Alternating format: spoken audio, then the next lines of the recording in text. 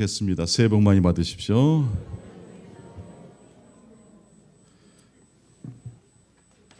오늘 여호수아 본문으로 다섯 번째 이제 마지막 설교입니다. 담대하게 빅스토리에 나를 섞으라라는 제목으로 말씀을 대언하겠습니다. 오늘 말씀의 배경은 이제 임종을 앞둔 여호수아가 그의 나이가 110세가 됐습니다. 임종을 앞둔 여호수아가 이제 하나님 앞에 서게 될 준비가 됐겠죠. 이제 마지막으로 이스라엘 백성들을 세겜 땅에 모아놓고 당부를 하고 있는 장면입니다. 오늘 보면 여호수아 24장 14절 말씀에 보니까 이런 말씀이 나오고 있습니다. 그러므로 이제는 여호와를 경외하며 온전함과 진실함으로 그를 섬기라.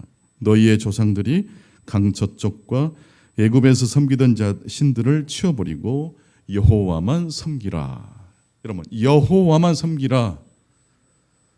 요단강 건너편, 즉 광야 생활하는 동안에 우상 숭배한 적이 있었죠. 그리고 애굽 땅에서도 수많은 우상들 속에 살았던 이스라엘 백성들이었습니다. 그 모든 것들을 제거해버리고 오직 여호와만 섬겨라. 이렇게 마지막 임종을 앞둔 여호수아가 이스라엘 백성들에게 당부하고 있습니다. 여호와만 섬기라. 이 말씀이 다른 말로 하면 빅스토리의 나를, 내 인생을 섞으라라는 말씀이기도 합니다. 우상을 숭배한다는 것, 귀신을 섬긴다는 것, 그 스몰 스토리에 내 인생을 맡기는 거예요. 여호와 하나님, 창조주 하나님, 구원의 하나님을 내가 믿는다는 것은 빅스토리에 내 인생을 섞는 거예요. 그렇다면 여호수아가 말하는 그 빅스토리의 핵심이 무엇일까요? 빅스토리를 알려면 먼저 스몰 스토리가 무엇인지를 알아야 되겠죠. 여러분, 스몰 스토리가 뭘까요? 작은 이야기. 여러분들은 화가 날 때 큰 어떤 대의를 놓고 화를 내세요? 작은 일에 분개하세요? 우리가 그런단 말입니다. 빅스토리를 믿는 우리 신자들도 작은 일 앞에 막 무너져요. 악이란 좁혀진 선이다라는 말이 있습니다. 어거스틴이라는 분이 이야기를 했는데 선은 선인데 좁혀진 선이래요. 여러분, 선과 선이 만나면 싸움 나요. 잘못하면. 일리 있는 말과 일리 있는 생각이 만나면 그럴듯하게 서로가 소통되면 참 좋겠는데 어떻게 당신은 내 말을 이해 못하느냐고 작은 소견에 붙잡히게 되면 작은 선과 작은 선이 충돌하면 싸움과 전쟁이 일어나게 됩니다. 악이란 그러므로 스몰 스토리입니다. 반대로 빅 스토리는 큰 이야기입니다. 빅 스토리에 내 인생을 섞으면 어떤 일이 벌어질까요? 스몰 스토리에 내 인생을 맡기면 다투고 전쟁하게 된다면 빅 스토리에 내 인생을 드리면 어떤 일이 벌어져요? 첫 번째 메시지입니다. 빅 스토리에 나를 섞을 때 악에서 벗어나게 됩니다. 믿으십니까? 마귀는 언제나 빅 스토리를 가지고 우리를 유혹하지 않습니다. 작은 이야기, 작은 유익을 가지고 우리를 건드려요. 지난번에도 제가 오랜만에 택시를 탔는데 잔돈이 한 1,000원 정도 이렇게 되더라고요. 근데 가는 동안에 기사님이 얼마나 저에게 말을 시키고 정성을 다해 서비스를 다 하시는지 마지막 끝부분은 그냥 드렸어요. 참 잘했죠? 기어이 받아가는 것도 필요하겠지만 가끔씩은 작은 이야기는 그렇죠. 넘어가야 될 때가 있어요. 여러분, 이해란 오해가 없는 상태가 아닙니다. 이해란 오해가 극복된 상태라고 이야기합니다. 여호수아 22장을 보게 되면 요단 동편 땅을 기업으로 받게 된 르우벤, 갓, 므낫세 2분의 1 지파 이야기가 등장하는데요. 보통 우리는 약속의 땅 그러면 요단강을 건너서 요단 서편 땅만 가나안 땅, 약속의 땅이라고 생각하기 쉬운데 이 가나안 땅은 사실 공간적으로 보게 되면 요단 동편 지역에도 가나안 땅인 거예요. 거기에도 3개의 지파, 정확히 말하면 2개하고도 2분의 1 지파가 하나님께로부터 유업을 받았어요. 그런데 이 요단 동편에서 미리 기업을 받게 된 루벤, 갓, 므낫세 2분의 1 지파에게 여호수아는 다른 지파 형제들이 가나안 땅을 정복할 때까지 너희들을 함께 뛰어줘야 된다. 함께 싸워줘야 된다.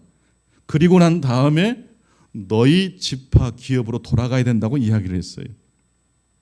왜냐하면 단순히 먼저 기업을 받았기 때문에 나는 이제 모든 문제가 해결됐다 그러면 안 돼요. 왜냐하면 이스라엘은 공동체예요.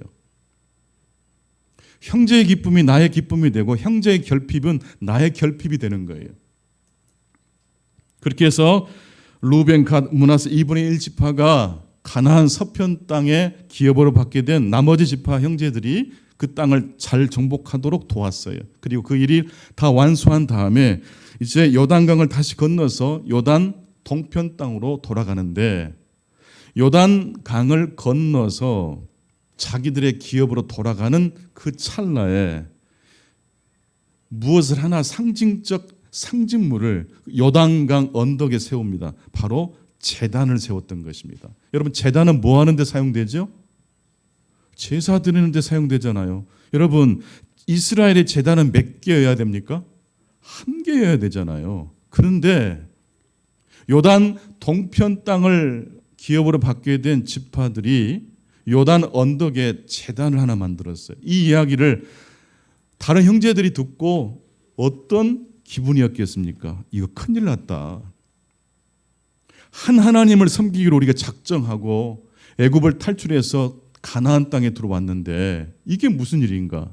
그래서 나머지 지파들이 그 이야기를 듣고 이 요단 동편에 기업을 받은 지파를 향해서 공격할 준비를 합니다. 전투를 벌일 준비를 합니다.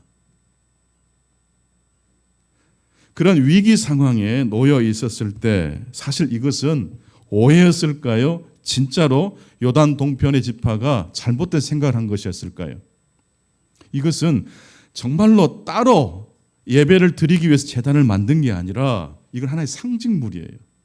시간이 흘러 많은 시간이 흘러버리게 되면 가나안 서편 땅에 있는 지파들과 가나안 동편 땅에 있는 지파들이 한 민족, 한 형제라는 사실을 잊어버릴 수 있어요. 망각할 수 있어요. 그래서 그 중간 지점에 제단을 쌓아놓고 만들어 놓고 이 제단을 통해서 후손들에게 우리는 가나안 서쪽, 가나안 동편 땅이 다 어떤 민족이다?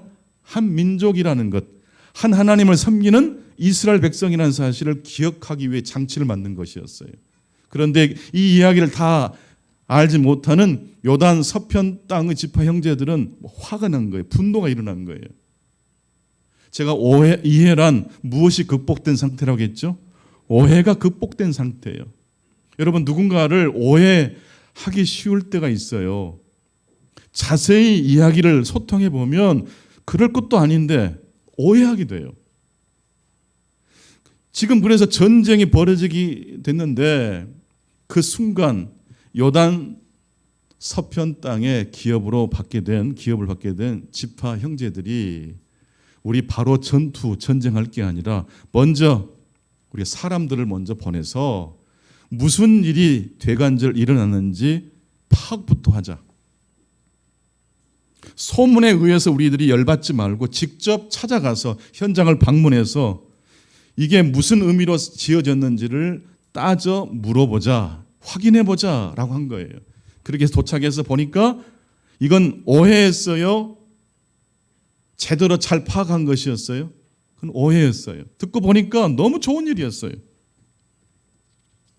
그래서 여호수아 22장 30절을 보니까 다른 지파 형제들이 이 제단을 만든 그 일에 대해서 매우 좋게 여겼다라고 말하고 있어요. 오해가 풀려서 이해로 도착하게 된 것입니다. 그런데 여러분, 이 요단 서편의 지파들이 요단 동편의 지파를 언제 오해를 극복하고 이해했습니까? 직접 찾아가서 현장 방문해서 이야기를 경청했을 때죠. 근데 여러분, 이때만 중요한 순간이 아니에요. 정말 잘못하면 동족 상잔 비극이 벌어질 수 있었던 일이었잖아요. 요단 서편 땅의 지파들이 언제 동편으로 사람들을 파송합니까? 오해가 풀어진 상태였을 보냈습니까? 아직 오해가 가득 찼을 때 사람을 보낸 겁니까? 오해가 풀어지지 않은 상태였을 때 사람들을 보낸 거예요. 이게 키포인트예요. 사람들은 논리적으로 설득이 되고 이해가 되고 문제가 해결된 다음에 그 사람의 이야기를 들으려고 해요. 그러면 늦어요. 이해가 되지 않아도 찾아가야 될 때가 있어요. 문제가 해결된 그 지점만 하나님께서 역사하신 지점이 아니에요. 저는 궁금해요. 정말 열받았을 때, 분노가 가득 차서 전쟁하자라고 했을 때 이 마음을 억누르고 잠깐 멈추자. 우리가 오해했을 수 있어. 잘못 파악했을 수 있어. 우리도 실수할 수 있어. 직접 형제들의 이야기를 듣지 않고 결론부터 내리는 것은 위험해. 이런 생각이 어떻게 가능했겠습니까? 빅스토리에 나를 섞는 사람만이 문제가 우리를 덮쳤을 때 그 문제에 사로잡히지 않고 해결책을 모색할 수 있다는 말씀입니다. 여러분 한 주간 사실 때 뭔가 오해가 생기고 복잡한 일이 꼬였을 때 생각하세요. 따라합시다. 나는 스몰 스토리가 아니라 빅 스토리에 내 삶을 맡겼다. 내가 지금 보고 있는 위치, 내가 지금 해석한 그 해석은 하나님의 시선으로 다 해석해요? 못해요? 못해요. 우리는 인간은 연약한 존재고 한계가 있어요. 그래서 우리는 하나님께 기도해야 될 것이고 하나님의 뜻을 기다릴 필요가 있다는 것이에요. 오해가 다 풀린 상태에서 요단강을 건너 요단 동편 땅으로 간 게 아니었어요. 오해가 가득 차 있었을 때 사람들을 파송했다는 것. 여러분 은혜가 될 때도 교회에 나오시고 은혜가 도무지 올 것 같지 않을 때도 하나님을 예배하는 자리에 나오실 수 있길 바랍니다. 이런 사람들이 빅스토리에 자신의 인생을 맡긴 사람들이에요. 좋을 때도 하나님을 찬양하시고 슬프고 괴롭고 막막할 때 역시 살아계신 하나님을 앙망하실 수 있기를 축원합니다. 그러므로 빅스토리에 나를 맡긴 사람은 무엇으로부터 구원받아요? 악으로부터 벗어날 수 있어요. 그 악이 뿔 달린 마귀가 우리를 공격하는 정도 그런 악이 아니에요. 오해, 작은 오해로 우리의 마음이 슬픔에 젖어버릴 수 있고 낙심과 패배와 절망에 사로잡힐 수 있잖아요. 여러분 하루에도 몇 번씩 우리들은 착각하고 오해하는지 몰라요. 그럴 때마다 이렇게 하세요. 주여, 주여. 하나님의 이름을 부르실 수 있기를 바랍니다. 내가 미처 이해하지 못한 지점이 있을 걸로 믿고 하나님의 이름을 붙드실 수 있기를 바랍니다. 두 번째, 빅스토리에 나를 섞게 되면 악에서 벗어날 뿐만 아니라 어떤 축복이 우리에게 주어집니까? 두 번째, 오늘 나에게 필요한 말씀, 짝을 하나님께서 선물로 주시게 된다는 이야기입니다. 여러분 사진을 찍을 때 보니까요, 사진사가 자 얼굴 표정을 좀 밝게 좀 웃으면서 이렇게 하지만 잘 되던가요? 이게 되게 어렵습니다. 자 하나 둘 셋 하면 얼굴이 막 경직돼요. 근데 정말 실력 있는 사진가는요 요령 있게 이렇게 가이드를 하더라고요. 자 사진을 찍기 전에 먼저 저를 보지 마시고 카메라 보지 마시고 딴 데 보세요. 그리고 제가 신호하면 그때 카메라를 보세요 그러더라고요. 야 그때 제가 무릎을 쳤어요. 이거다 이거. 여러분 근사하고 멋진 사진을 찍으려면요 처음부터 사진을 뚫어지게 쳐다보면 돼 안 돼요? 그때는 엉뚱한 데 보고 있어야 돼요. 반대를 봐야 돼. 반대편을 봐야 돼요. 나를 구원하는 이야기는요 나한테 있지 않고 반대쪽에 있어요. 엉뚱한 지점을 봐야 돼요. 그런데 잘해야지 예쁘게 나와야지 그렇게 너무 마음을 잡수시면 사진이 더 경직되게 나온다는 말씀입니다. 나를 살리는 말씀이 어디에 있다는 뜻입니까? 내가 생각하는 반대편에 있습니다. 은혜 받는 사람들은 그래서 빅스토리에 자신을 맡기는 사람인데 하나님요 그래서 오늘 예배 시간에도 우리 각자 개개인에게 적절하고 합당한 말씀을 주실 줄로 믿습니다. 어떤 말씀이 나에게 유익이 되고 은혜가 되는지는 사람마다 같아요, 달라요? 달라요. 어떤 목사님은 막 열정적으로 설교를 합니다. 그러면 그 열정적 설교에 은혜 받는 성도들도 있어요. 어떤 목사님은 부드럽게 설교하는 분도 계세요. 근데 그 부드러운 설교에 감동받는 분도 있어요.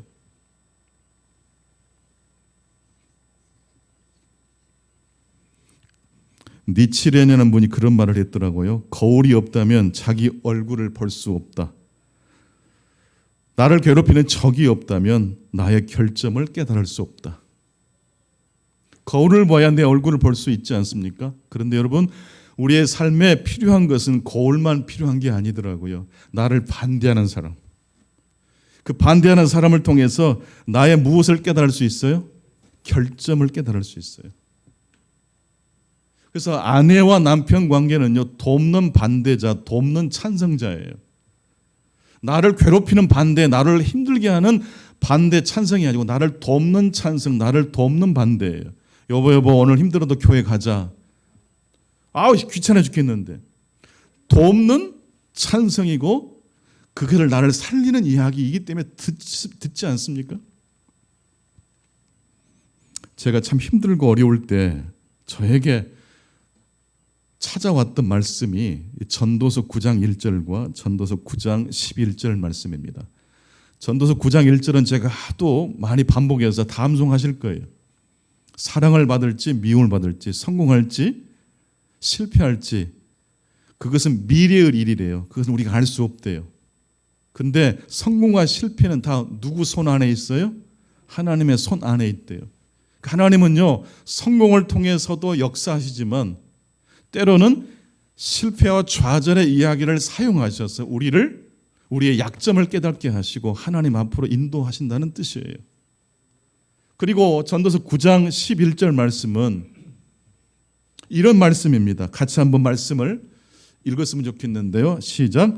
내가 다시 해 아래에서 보니 빠른 경주자들이라고 선착하는 것이 아니며 용사들이라고 전쟁에 승리하는 것이 아니며 지혜자들이라고 음식물을 얻는 것도 아니며 명철자들이라고 재물을 얻는 것도 아니며 지식인들이라고 은총을 입는 것이 아니니 이는 시기와 기회는 그들 모두에게 임함이니라. 뿌린 대로 거두는 법칙, 열심히 노력하는 자에게 열매가 주어지는 법칙, 하나님 법칙이지만 전도서 9장 11절 보니까 빠른 경주자라고 1등하는 게 아니래요. 열심히 수고했는데 내 노력이 수포로 돌아갈 때가 있어요. 왜 그런지 하나님의 이유를 가르쳐 주지 않고 그런 일이 벌어진다고 말씀하세요. 인생에 부조리가 있어요. 이게 저에게는 저를 살리는 말씀이었어요. 뜻대로 하나님이 모든 일들을 성취하게 하실 때도 감사하지만 열심히 노력했는데 결과가 아무것도 없었을 때가 있다고 말씀해 주셔서 제가 숨을 쉬었어요. 아, 그럴 수 있구나. 빠른 경주자라고 해서 항상 1등하는 것 아니다. 용사들이라고 해서 전쟁에 승리하는 것도 아니다. 지혜자들이라고 해서 돈을 버는 것도 아니다. 원숭이도 나무에서 떨어질 때가 있고 지혜자들도 시험에 들 때가 있다.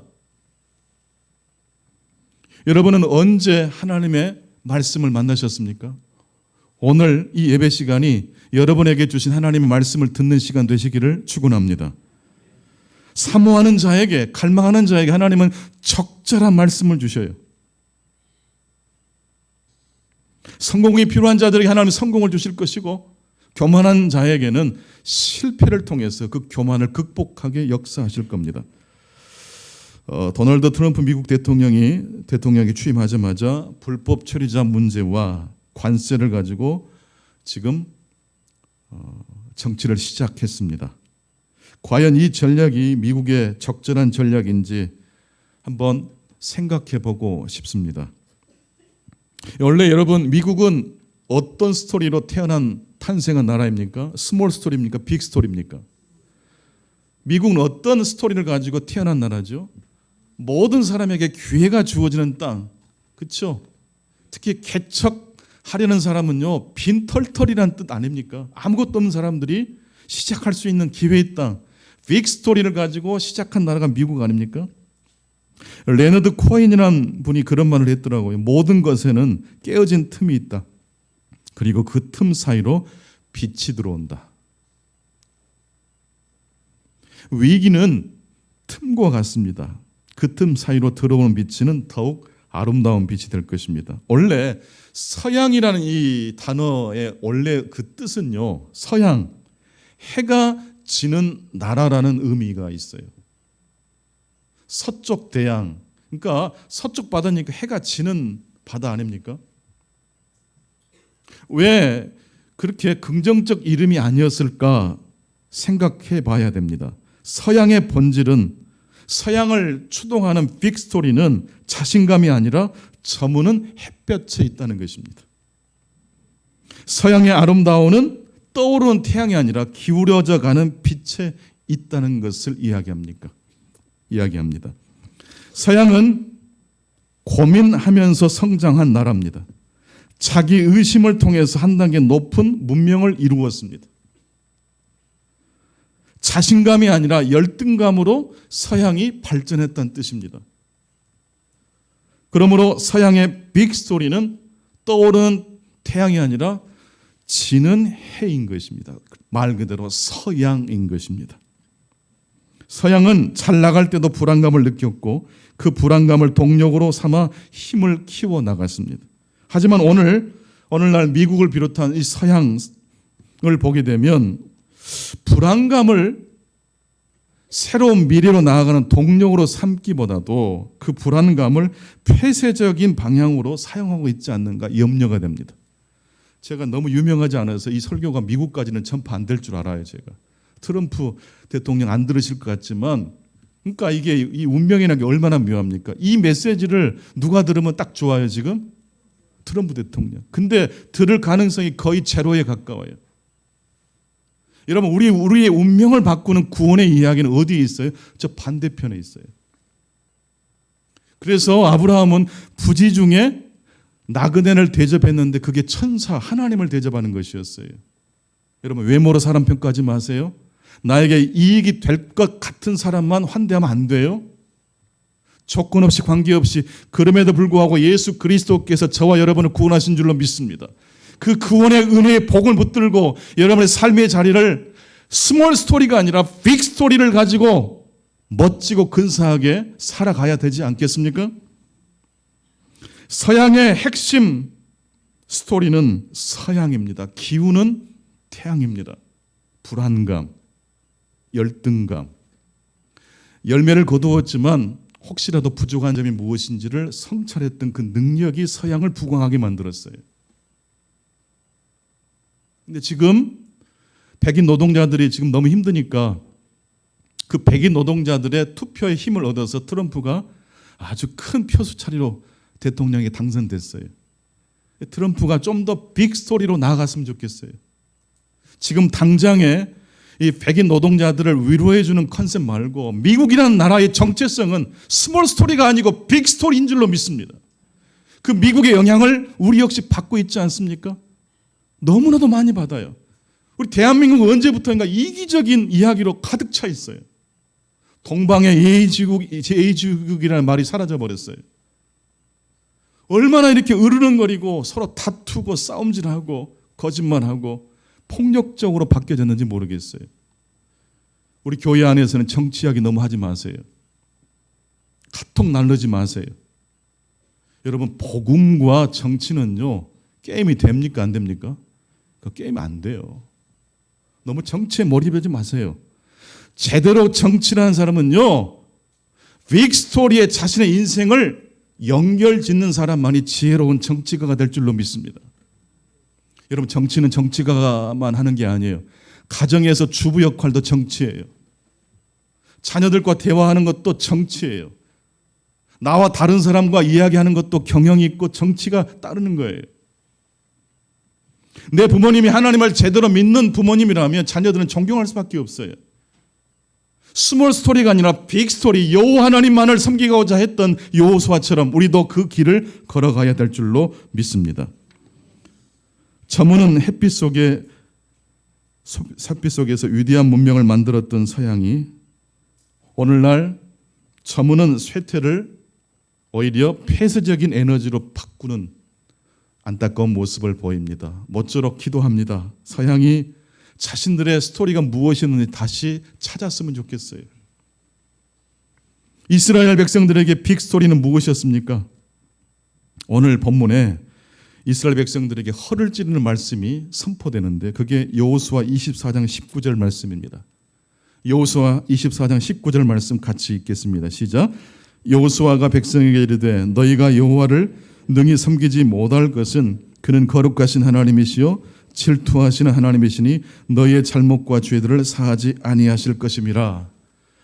여호와 하나님만을 섬기겠다고 이스라엘 백성들이 여호수아와 함께 세겜 땅에서 언약을 갱신했는데 그렇게 여호와만 따르겠다고 딱 약속을 한 다음에 하나님께서 여호수아를 통해서 너희들 여호와 하나님 섬기는 거 어려울 거야. 왜 이렇게 하나님께서 정반대의 반응을 보이셨을까요?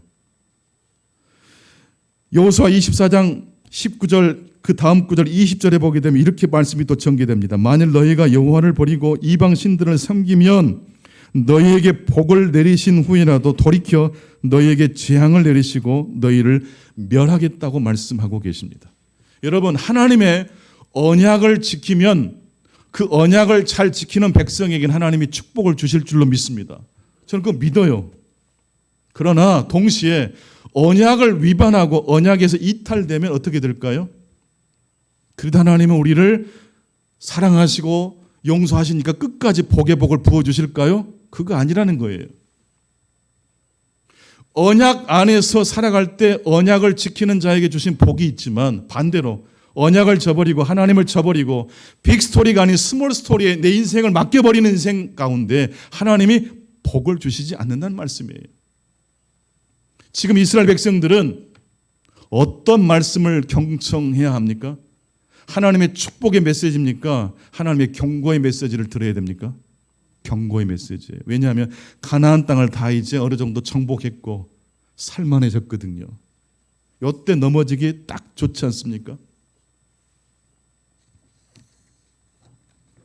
빅스토리를 삶의 중심으로 여기는 사람은 악에서 벗어날 수 있고 빅스토리와 자신을 섞는 사람은 매 순간 하나님으로부터 자기에게 꼭 필요한 말씀을 받을 수 있습니다. 마지막 세 번째로 빅스토리에 자신의 인생을 섞은 사람은 무엇을 할까요? 세 번째 메시지입니다. 그런 사람들은 이미 도래한 미래와 아직 오지 않은 과거를 섞는 일을 합니다. 여러분, 아직 오지 않은 미래, 그게 뭘까요? 미래는 반드시 옵니까? 오지 않습니까? 옵니다. 그렇죠? 반드시 오지요. 그 미래 중에 가장 확실한 미래가 뭐죠? 신자의 죽음이에요. 죽음. 근데 신자의 죽음은 끝인가요? 끝이 아닌가요? 끝이 아니에요. 그건 새로운 시작이에요. 신자의 죽음은 신자의 끝이 아니고 신자의 끝은 부활이기 때문에 그래요. 하나님의 빅스토리에 우리가 연합되는 거예요. 그런데 이상하게도 요즘 한국교회는 종말론 신앙이 사라진 것 같아요. 먹고 싸고 배설하는 이 현세의 욕망에 대한 이야기만 있지 삶의 한 부분인 아주 중요한 부분인 죽음을 없애버렸어요. 지워버리려고 해요. 죽음 이야기하면 이상하게 쳐다봐요. 전도서 말씀 읽어보세요. 잔치집에 가는 게 좋아요? 초상집에 가는 게 좋아요? 초상집에 가는 게 훨씬 좋다고 그랬어요. 임박한 이미 도래한 미래가 지금 우리에게도 있어요. 정말 눈치가 빠른 사람은요, 지혜로운 사람은요, 이미 도착한 미래에 자신의 시간을 들여요. 그 말씀이에요. 요셉은 총리가 됐을 때 7년 풍년을 맞이했습니다. 이때 요셉이 7년 풍년이 왔을 때 무슨 일을 하죠? 와, 너무 좋다. 열매를 먹고 마시고 뭐 그렇게 했습니까? 창고를 지었어요. 그리고 곡식을 저장했어요. 몇 년 동안? 7년 동안. 근데 풍년이 7년이 됐지만 그 다음에는 흉년이 몇 년이 갔어요? 7년이 왔어요. 그걸 대비했던 사람이 요셉이에요. 우리 교회가 왜 새로운 성전을 건축합니까? 그 요셉의 창고를 짓는 거예요. 다음 세대를 이미 우리는 도착했다고 생각하고 짓는 거예요. 그 다음 세대에는 10대, 20대, 30대, 40대만 들어가는 게 아니라 갑자기 100세 시대를 맞이한 우리 노년 세대도 포함됩니까? 포함돼요. 여러분 요즘 어떻게 사세요? 사는 게 재미있으세요? 갑자기 30년을 더 살아야 되는데 너무 지루하고 힘드시잖아요. 이제 교회는 주중에도 그런 분들을 위해서 프로그램을 해드려야 돼요. 미래는 아직 오지 않았습니까? 이미 도래했습니까? 이미 도래했다고 생각하는 사람만 요셉처럼 창고를 지어요. 미래를 대비한다는 뜻이에요. 말씀을 맺겠습니다. 첫 번째, 빅스토리에 나를 섞을 때 불완전한 우리가 늘 빠지기 쉬운 악으로부터 우리는 구원받을 수 있습니다. 한 주간 누군가를 오해했을 때 바로 결론 내리지 마세요. 이때 주님을 크게 부르시고 빅스토리를 생각하시면서 내가 미처 헤아리지 못한 부분이 있을 거야. 그래서 이해가 되지 않을 때도 그 사람을 찾아가실 수 있기를 축원합니다. 두 번째, 오늘 나에게 필요한 말씀을 하나님은 우리에게 허락해 하십니다. 근데요, 어떤 사람이 설교를 들을 때 말씀을 받습니까? 빅스토리를 생각하는 사람만이 말씀에 은혜 받습니다. 스몰 스토리를 생각하는 사람은요, 은혜 못 받아요. 반대편의 이야기가 나에게 구원되는 이야기라는 사실을 누가 받아들일 수 있어요? 그 빅스토리를 아는 사람만이 그걸 받아들일 수 있는 거예요. 여러분, 하나님을 믿으십니까? 우상을 섬기고 싶으시면 오늘이라도 그냥 그쪽으로 가세요. 하지만 그게 내 운명이 아니라면 하나님의 빅스토리, 하나님의 거대한 이야기에 여러분의 운명을 맡기실 수 있기를 축원합니다. 마지막 세 번째로, 그러므로 신자는 이미 도래한 미래를 읽을 줄 알아야 돼요. 그리고 아직 우리의 몸에 피가 흐를 때에 그 미래를 준비하는 요셉이 되실 수 있기를 축원합니다. 기도하겠습니다. 하나님 아버지, 우리의 삶의 중심이 스몰 스토리가 아니라 빅 스토리가 되게 해주신 것을 감사합니다. 구약 성경 전체의 핵심 문장은 한마디로 말하면 빅 스토리에 내 인생을 맡겨라 일 것입니다. 연약한 저희들 늘 실패하고 좌절하고 왜곡된 길을 걸어가지만 하나님의 이름을 부름으로 말미암아 악에서 구원받는 삶이 되게 해 주옵소서. 하나님을 붙잡고 의지하는 자에게 하나님은 적절한 말씀을 주셔서 인생의 위기를 돌파하게 해 주실 것입니다. 지금 서양이 자신들의 스토리를 망각하고 있습니다. 너무 교만합니다. 너무 이기주의에 붙잡혀 있습니다. 대한민국도 마찬가지입니다. 다시금 스몰 스토리에서 돌이켜 빅 스토리로 나아갈 수 있도록 도와주옵소서. 하나님은 충광교회가 50주년 기념 성전 예배당을 짓고자 합니다. 이것이 요셉의 창고가 되게 해주시고 이제 다가오는 풍년이 다가오는 흉년을 준비하는 그러한 시간들 교회가 되게 해 주옵소서. 예수님의 이름으로 기도하옵나이다. 아멘. 다 같이 일어나셔서 봉헌하시겠습니다.